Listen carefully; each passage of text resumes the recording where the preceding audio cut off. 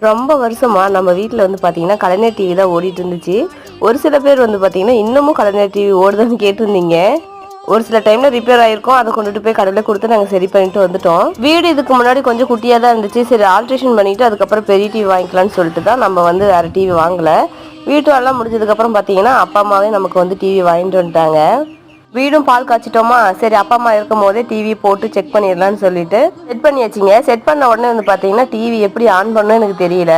இப்போதைக்கு கேபிளும் எதுவும் நம்ம ஃபிட் பண்ணலையா. ஜெய்குட் உடனே வந்து பார்த்தீங்கன்னா நெட் கனெக்ட் பண்ணி அதுலேயே வந்து யூடியூப்பும் ஜாயின் பண்ணி அவனே வந்து ஆன் பண்ண ஆரம்பிச்சிட்டான். இப்போ இருக்கிற பிள்ளைங்கள்லாம் பயங்கர டேலண்ட் தாங்க. இப்பயும் நான் என்னை விட்டு தர மாட்டேன், எனக்கெல்லாம் எல்லாம் தெரியும், ஆனால் இப்போ கொஞ்சம் மறந்துட்டேன் அப்படின்னு சொல்லி சமாளிச்சிட்டேன். தேட்டர்லேயே சின்ன வயசுலேருந்து இப்போ வரலையும் பார்த்த படத்துலேயே ரொம்ப பிடிச்ச படம் எதுன்னு பார்த்தீங்கன்னா பாகுபலிங்க. கிட்டத்தட்ட இப்போ வரலையுமே 100 டைம் பார்த்துருப்பேன்.